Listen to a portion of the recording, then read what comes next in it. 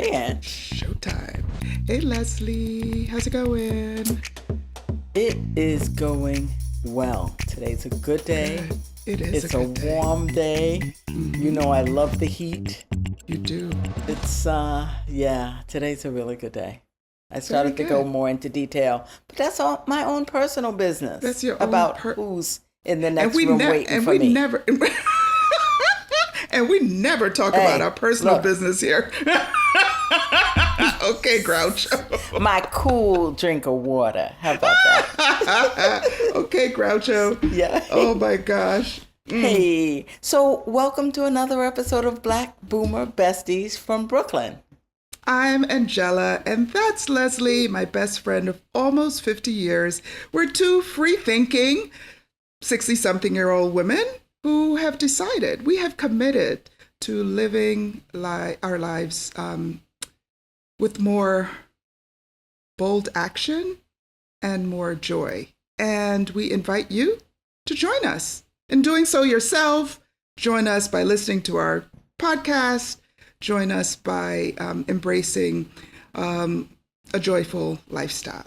And also, they can join us by reading your book, because your book, we can talk more about that later, but it really does outline some of the things that we find important as joy living older women.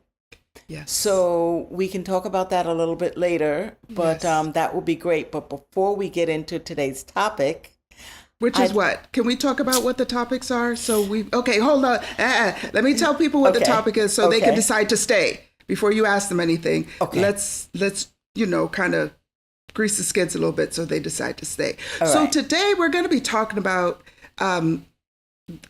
friendships and how we have curated our friendships, what kind of filters we use to decide who's in and who's out, how we developed a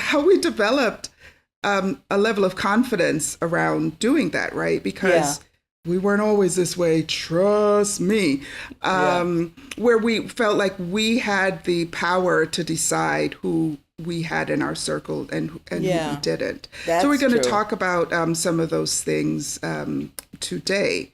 So now we can go. I know that you'll find this interesting, and I know that you'll find our podcast in general interesting. We come in about every week or so, but I would love for you to hit like and subscribe. Also, turn on notifications so you know when we drop new content. Hit it now, and tell your friends about us. We'd appreciate it, and we think they'll thank you for doing that.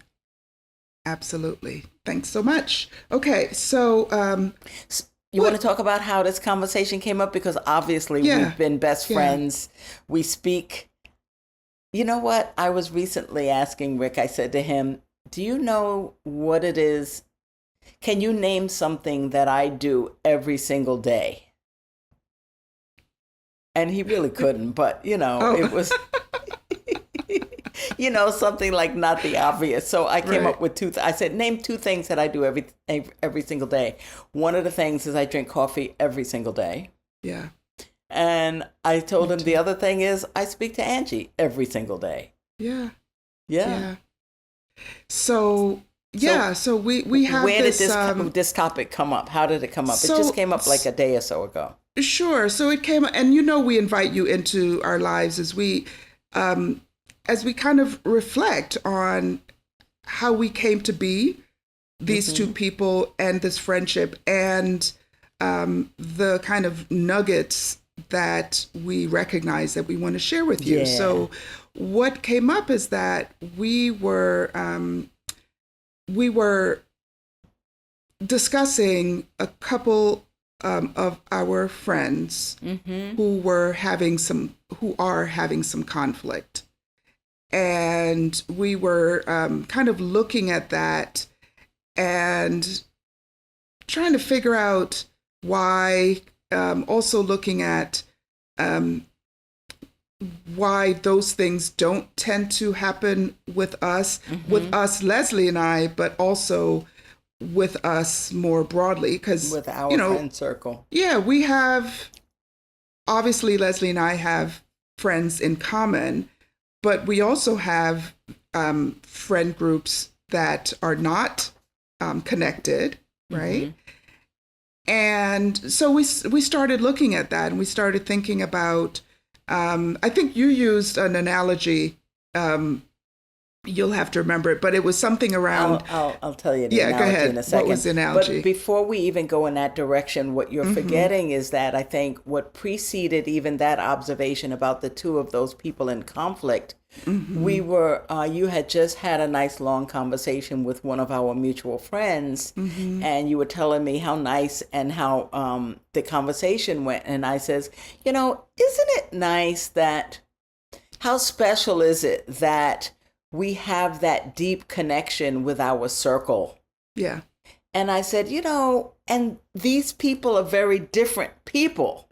Very different. Yet and still, we always feel the love and the connection that we have with them whenever we're in communication with them. And I think that's what it is. And That's it's like, true. well, why is that? Is that a coincidence that all of our different friends, we have that connection? And I said, no, Ange, if you think about it, these folks have been handpicked and weeded out over the years so that the people who remain in our close circle, they've been vetted.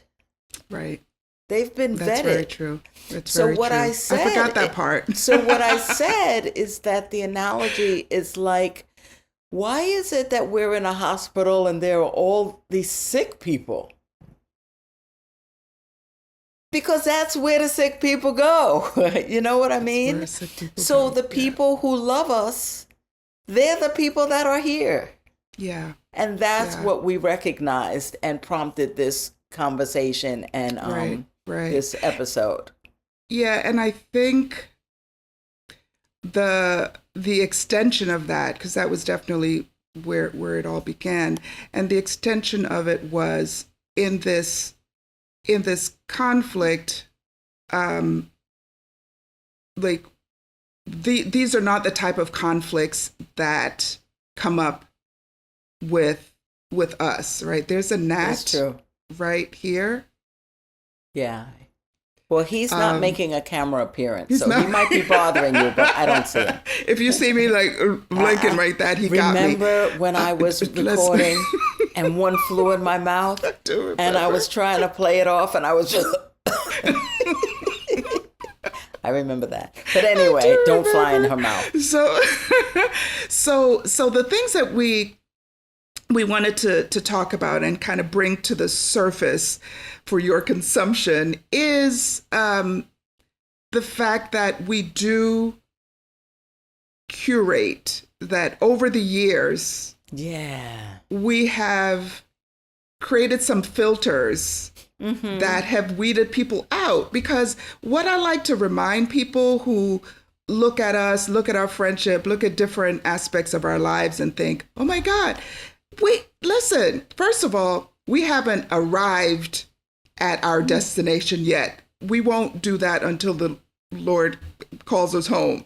Right. We're on this journey, right? And where we are now is not where we were, 10 years ago, 5 years ago, 20 years ago, for sure, right? Yeah. And so we weren't always in this place where we felt like, our friends are tight, and the ones who had to fall by the wayside, it was meant to be, and all of that stuff. I know for a fact that, oh my gosh, I'm going to tell you guys some of what I struggled with as I, kind of grew into myself. So the fact that we have found these ways to curate, and where people just kind of, I guess, they got uncomfortable with who we are and decided that they didn't want to be. So they were curating too. You know what I mean? They were kind of deciding they didn't want us. The way that I made the analogy, if you remember, and you were cracking up, I said it's when you're cooking those collard greens and, it's like you start simmering and simmering, and the juice that gets left in the pot, the mother liquor. The pot liquor. The pot liquor or the mother liquor. That is what remains in our friend circle, which is why it's so rich. Yes. So we Yes. have connections that we may not speak to for months. But when we do, it's lockstep and we still feel the connection and the love. When you Right. can hang Right. up with someone and say, man, that was nice. And, we still pray for our friends, whether we Yeah. speak to them regularly or not. And Yeah. those types of things, it's like, wow. Yeah. And it really Sure. was notable that why is it that we feel this way about all these close folks? Well, Yeah. duh. Yeah. Over the Yeah. years, there were folks that we didn't feel that connection or we didn't That's right. jibe with, or That's for right. whatever reason, we didn't think that they should remain very close to us, or perhaps Right. they showed themselves unworthy. Right, right. And the way that I started to coin it, just coming from my corporate life, is that we have a friendship culture, right? We have a way that when you want to be a part of that culture, you stay, and when you don't want to be about part of that culture, you feel Right. uncomfortable and you Yeah, go, right? yeah. And so some of those things, just to give you some solid examples, is we don't tolerate gossip. It's Yeah, not something that yeah. we It's do. not something that we do. Yeah. And people know that about us. So if they bring that to us, and after the fifth time, we're like, I'm not interested. That's not something that we feel comfortable with. That's also not something that we're silent about when it's in our Correct. close circle. We may Right, remind right. each other, or that sounds like gossip, or, Yeah, yeah. we're not going to spread that information or go Yes. online and print something in social media and press forward or whatever. Yeah, that's not who It's we just are. not a it's just not a thing. Yeah. Another thing that came to mind for me is that we hold confidences, right? Which is related to gossip, but it's different, right? And even with Leslie and I know that this is an uncommon thing just from what you see out there on social media. Yeah. Memes with, best friends They told running me to not tell to the other say one about anything, to but, tell you and it's know. like that's just Yeah. it's another thing. We If just don't do somebody that. We don't tells tolerate me it. something in confidence, Angie's not going to know about it. I don't want to. Yeah. You know what I Angie's mean? not going to know about it. And people don't believe that necessarily. They don't believe that it. I know you tell her everything. Exactly. No, I don't. Exactly. No, I don't. Exactly. There's some confidences and some agreements that are sacred. And, Yeah. my word is Yeah. very important to me. And we hold each other to that standard. Mm-hmm. Right? Leslie wouldn't tell me, for example, and vice versa, because she knows I would shut her down. Why are you telling? I'm not. Yep. Do you know what I mean? So we hold Sure. ourselves accountable. What's another thing? We don't like messy. Like No, kinda, messy was so yesterday. Let me It was just tell you, so we could do a yesterday. whole podcast about my messy past. there's I been a got messy details past. and juice. Oh my gosh. Oh my gosh. I know like where the just some of skeletons the are things buried. that I would do, say, who I would be with, all of those things. But Lord. I thank God that with wisdom, with Yes. knowing the Lord, and Right. with the way that I want to conduct myself, I got rid of all of that. A lot of that drama and messiness. I don't know if Right. somebody would agree, but okay, there is a little bit of messiness left, Oh, but yeah, 90% just of the a messy little bit. is over. How about that? I'm a work in progress. Hey, what can I say? Yeah. We all are. And trust. This is not a we got it locked down, we're perfect. It's none of that. Far from that. It is that we're recognizing, oh my God, we have some pretty amazing set of friends, again, together, mutual friends and separately. And what is it? How did we get to this place where we can recognize that we appreciate the ones that stayed around, right? The ones that kind of was a part of it. I want to share some of the messier parts of friendship building for me And I'm smiling because I was going to share something also, but I'll let you share first. You let me share first. And this one is, I guess probably a lot of people go through this. Not everybody, because I know you. So go ahead. You didn't have similar experiences. But when I came to America, right? Okay, you're going way back, but go ahead. 8. Yeah, because this was a really significant part of that, and it holds some regrets that I have around this, and around how much I allowed peer pressure to dictate how I moved in the world, right? Young person, but again, it's calling out the fact that this has all been a journey, and when you get to a certain, I won't even say that it's only related to age, but when you have experienced things in your life and you reach the point where you do so with some intentionality, right? I know this is a learning experience and I want to learn from it, and I want to show up differently on the other side of it. That is intention. Because you can go through stuff and you can still keep going through stuff and going through stuff and going through stuff. And I never have a be list that of people who do that. In fact, those people are not in our circle anymore. They're not in the circle. They didn't make the cut. And we're not throwing shade and making it sound like this exclusive thing and being mean girl stuff. We're not talking about that. That's just another thing, the filter. We don't accept mean girls. Yeah, we don't like the mean girl stuff. There's none of that stuff. So, coming up here from Jamaica, heavy accent. I don't know the stuff. I don't know the music. I don't know the what's in, what's out. Definitely, I wasn't dressing like other people. Just all the things, right? And there's certain things that I lacked. Definitely confidence. Definitely this idea of I struggled with kind of the right and wrong of things, because I was so interested in being in certain friend groups, right? And one of those friend groups was kind of the mean girl group, right?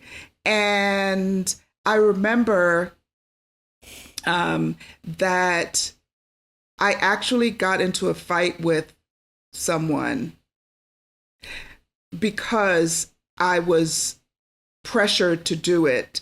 And because I wanted to show up as whatever, so I could be in this group, because that was how I felt that I could be accepted. Right. And given respect and all of those things, because otherwise I felt like I would continue to be laughed at, that, whatever. Yeah, you had to show yourself in a certain way. Right. And that's common even as adults and stuff, I think so. Yeah.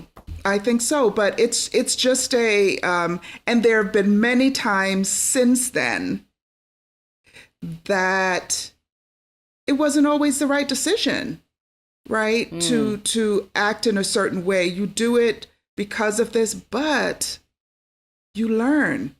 You see what it feels like. It feels like shit. I don't want to do that again. I want to, not be that person. We got to be able to live with ourselves and sleep at night and at the end of the day. And then when we become parents, you have to model behavior for children rather than tell them. So you're absolutely right. We had to portend ourselves in a different way. Portend is not the word. Comport. Okay, what's the word? Is it? Comport. Why am I saying we had to behave in another Choose way? A word. This is not the SAT. Like, what am I talking about? Maybe it's my beverage I'm drinking that's making me speak in tongues. But we had to behave in a different way if we wanted to model what we wanted for our children, Absolutely. Because, we had, at that point, we had eyes watching us. Right. And I remember... and we have eyes watching us. You know what I mean? It's like, we are also, our steps and our behaviors are monitored, I believe.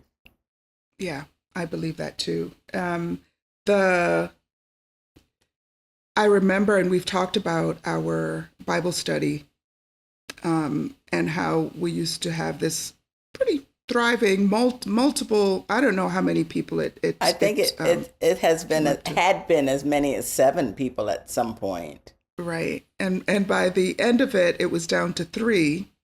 And then there were 3. And then there were 3. And I bring that up because that was one place where some of this clashing happened. And I would say maybe places Bible study, but remember it was in Bible study. We expected that it was a safe space. Right. We expected commitment, and we also knew that it being God led, that we felt free to be able to open our hearts and be vulnerable. Right. And there were certain members that really couldn't.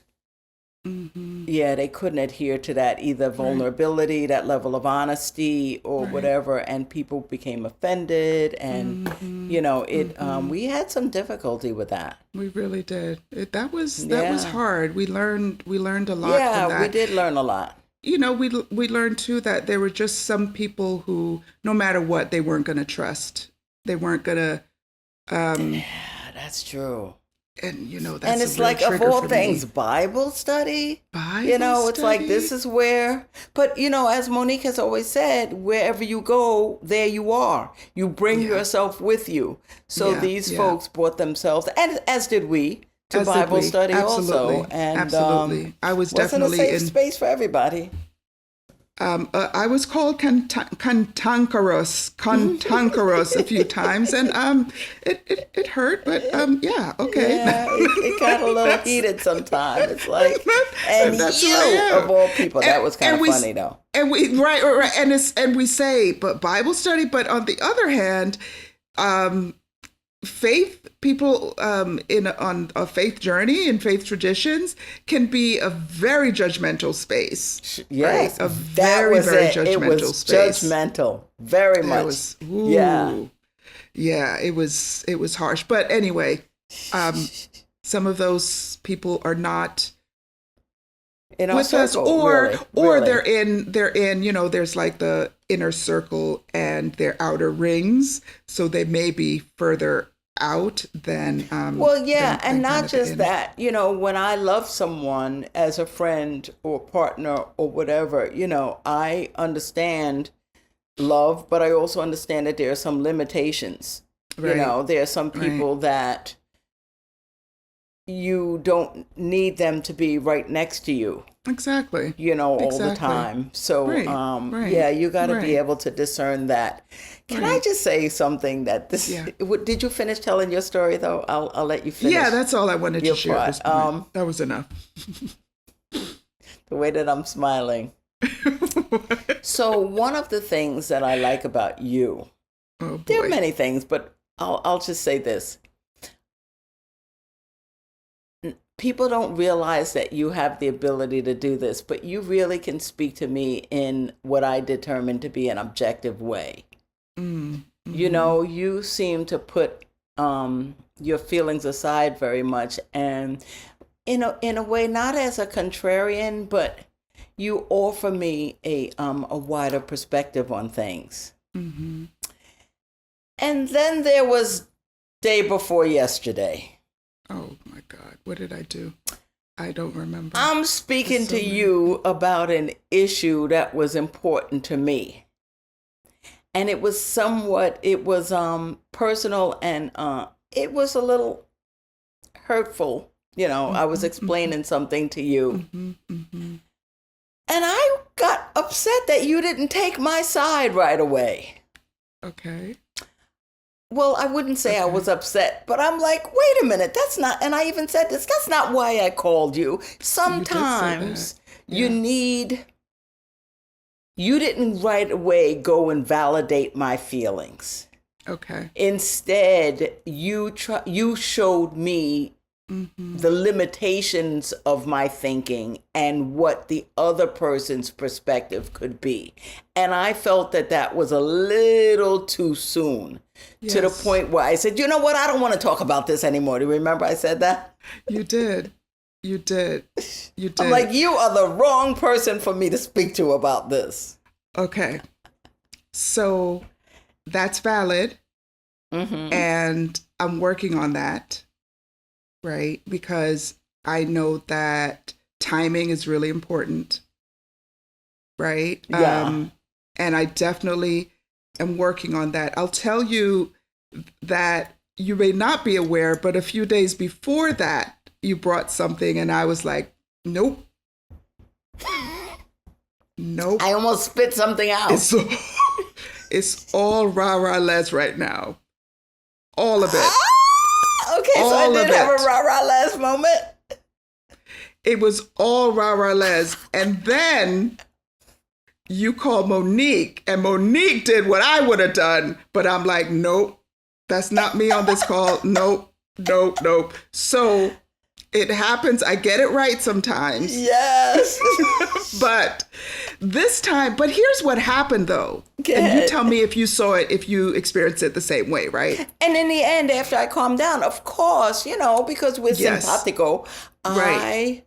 I understood exactly what you were saying. And but I at understood that moment, exactly what you were saying. But you didn't express that. You didn't validate it. So Les, so definitely what you're saying about my timing, absolutely. I see that and working on it. I also saw that we both stayed in it, meaning that you explained, like I said something like, because you did say, well, what would you gain from that? Right. What would be your motivation for speaking to her about that? Yes. Or you did. You probed. Yes. And you know me well enough to know that those questions were not, well, it wasn't like that. It was really, so what do you expect to gain from it? Right. I wasn't intimidated, or I didn't feel, let me think about how I did feel. Yeah, okay, I know how I did not. Yeah, so go ahead. So what I'm kind of calling out, in addition to my mistiming, I'm also calling out that the way that I experienced it is you were able to articulate your why, what you thought you would get out of it, how prepared you would be, to have the conversation, and how prepared you would be regardless of the answer. You know what I mean? And I appreciated that you stayed in it to get that out of it. Right. And in the end, it worked out, because I think when I first called you, I was kind of in the spin. Yeah. And I think you kind of stopped the spin. Yeah. And made it a little more logical. But at some point, I think I wanted you to say, like, what? The nerve of her. How could she, because I'm like, how could she? Don't you see? Yeah. I definitely, But you did really take me out of the emotion of it. Right. And really get me to clarity. If I have a conversation, what will I get from the conversation? How would it, what is the result? Why do you want to have this conversation? What good will it do you now? That kind of thing. Right. Yeah. So those things became a little clear. But did you know that it was bothering me? Because I said, like, I don't want to talk to you about this. And then we kept talking about it, I think. I did. You are clearly not the person I need to speak to about. Who else can I call? I also know that I'm very protective of you. I'm protective of you from yourself too, not just from other people. And if I see that you're doing something that you may later regret, I can't not say anything. I still have to manage the timing, because sometimes you just want to let off steam. And this thing that happened a few days ago, it was that for me, and I'm like, I'm not going to do that. That's not what this is about. All right, I hear you. I hear you. But I kind of when I perceive that you're moving towards something, and I think what was happening is that I felt like you were ready to do the thing. You were ready to make the call. You were ready to like, now that you were out of the situation and you're driving, I'm like, I felt like when you hung up from me, you were going to do it. And I was like, I don't know if she's going to get out of it. I think she may be hurting a relationship that she may not be prepared to hurt, because she was, I was definitely thinking that. Okay. You know what I mean? Okay. Because you went into that meta analysis like, I really want you to think about this. I want to make sure that you're thinking clearly. And, it's like, doggone it. I didn't call my coach or my therapist. Did I dial the wrong number? Here she is again. How one of your children said, I don't like grandma. She makes me learn. It's that kind of thing. It's like, it is. Shoot. I know that is my natural wiring, and I do have to constantly work on timing, because that makes the big difference. Right? Yeah. I mean, I could have delayed me saying this until the next time we spoke and But you bring it just up said again. why you it felt there really was some is. urgency, because you thought that I was so in it that I would have perhaps been impulsive. I'm not. Yeah. Am I impulsive? Did you hear that? No. Is that lightning? Yes, it shook the house. I think I saw something in the curtain behind you. Whoa. Ooh, Yeah. car alarms are going off. It's a little scary. Oh, wow. Yeah, it might affect the power. Had it been raining? I think raining, but not like this. Thunder. Go Right. look at it. But so I like this kind of thing. Listen, I know you like it too. so guys, you're seeing this play out, right? This. That's what I'm saying. I didn't tell her how I felt about this. And she didn't tell me we were going to be talking about it today. No. But we were talking about friendships, and we were talking about friendships. I guess I'll keep her.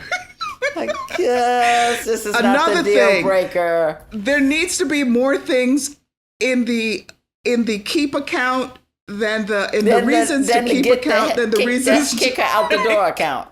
So far, it's the keep account is like this. It's like it's yeah.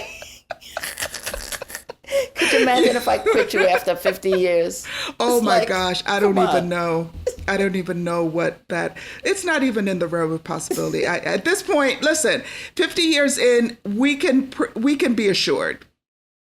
We can be assured that, first of all, you will never be rid of me. I don't care what you might want to do. You won't. Right. But somehow you'll always be there. I will show up. Remember you said to me. I'll ring your doorbell in Florida. Remember you said to me that you want to die first. And I'm like, no, I want to die first. So it's a little ridiculous. It is ridiculous, but yeah, the sentiment is clear. Yeah, when you find a safe place, and these are not always your it's not always your action that someone may choose to stop a friendship with you without you knowing why, without you having anything that is obvious that you could say this is why, and just acknowledging that happens. That's really painful. That is, it's devastating. And I know people who have had really long-term, deep friendships. People who have been there at births of children and all of these kind of significant points along a life, and then now they are gone. The friendship is gone. So there's definitely that, and I don't want to kind of pretend about that is not some people's realities. Just as how kind of Leslie described what got us to talk about this, we also just wanted to make clear that you do have some control around who you let in to your circle. And right? I really think that that's the main point that we're saying, that if we are committed to living a joy-filled life, and we're not talking about transient happiness, we're talking about living the life that fulfills us, enriches us, and the life that we believe God created us to live, then it's our responsibility to start thinking about the people that are in our circle and the people that are in our ear, the people that we are holding close to us, if they are, if they mesh with the people that we want to be. I remember when I was a high school teacher, young girls would come to me with so much relationship angst and crying and tearful and whatever. And I said to them, I remember that, these relationships should feel good overall. And they should make you and your person feel good. And when you are in relationship with someone and he doesn't, and you don't feel good, that's time to reevaluate that relationship. And I'm really putting that checklist next to the people. We're getting older. We don't know how long we have here. So, I recently had to, just recently, separate someone, not cut them off, but just put some distance between me and someone that was causing me some pain and difficulty. So, it's a constant thing. It's not like it's a one and done. Right. Hopefully that I'm always growing, Yeah. Leslie mentioned my book, and I was looking through it recently because we are going to be talking a little more about it, because I am turning up my coaching practice again, now that I've taken some much needed time away to do some larger life planning. And so one of the chapters is called The Urgency of Now. And by the way, the name of my book is We're Too Old for This. I took out, there was another word at the end of it. It used to be We're Too Old for This shite. I took that out so that I think it was interfering with the platforms, because certain words aren't allowed. So anyway, it's called We're Too Old for This, and it really kind of speaks to some of the rules, some of the decisions that we've made, and now at such a time as this, that we have the power to let go of some of those things. And in the section where I talk about the urgency of now, I thought of it because of what Leslie just said, that we have more time behind us than ahead of us, right? Yes. And so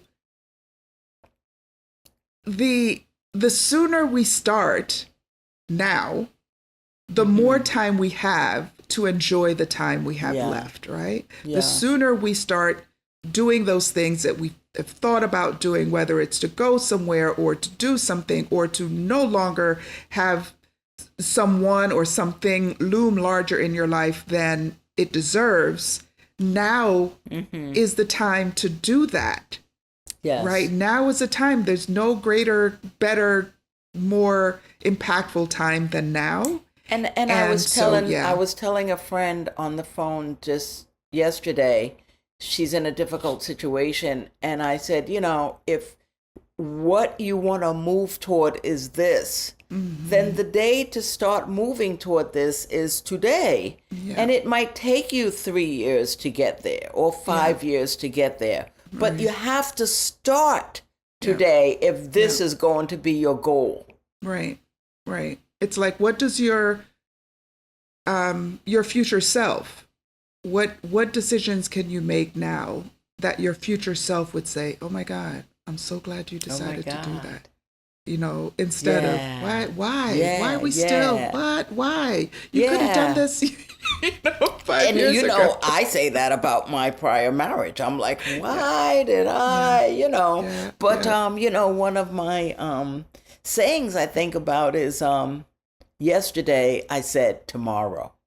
Ooh. Yeah. Wow. Yesterday I said tomorrow. Ouch. Yeah. Wow. So okay. Well, anything else? Anything else you want to share? Any other of my ill-timed? No, but I'll just say that right now it was like this at the start of the conversation, but now the pluses are, but remember, you recently got off probation, so you're tenured now. So I can't quit you. It's a contract now, And I dig me. What? Nah, I dig. Yeah, I'll keep you. I dig what we have. I dig what we represent to others. I dig like our friend group so much. My firstborn had dinner, lunch, brunch with two of my friends. I had nothing to do with it. I had nothing at all to do with it. I went out with aunt this and aunt that. And I'm like, it's a beautiful thing that we represent to our children, that we have these friendships that are solid, right? Allies. People that they can call to. That's a good thing. That's a good filter. Would you allow your children to hang out with them? Yeah. That would be true. really, whether you have children or not. If you had children. If you had children, would they be, right? And, some friends have a little, they have that thing about them that but it's them, but okay. it's not me. But are they going to be able to be good for your kids? It's a really good filter for you to use. Will they know when to turn that down or when not to turn that down? Sure, right? With your kids, those types of things. Anyway, we could go on. Yeah, we can. But we can go on for 50 here. more years. Oh, man. So we are going to have such great conversations for you coming up. So just remember, hit like and subscribe because you're going to be happy you did. We're going to bring interesting content to you. Yeah, we have some great guests coming up. We're so just so elated that a few pretty big names have reached out to us to ask if they could be on our podcast and have accepted our request for joining us as our guests. So please come on back for more. Yes. All right. And I'll say this has been another episode of Black Boomer Besties from Brooklyn. Brooklyn.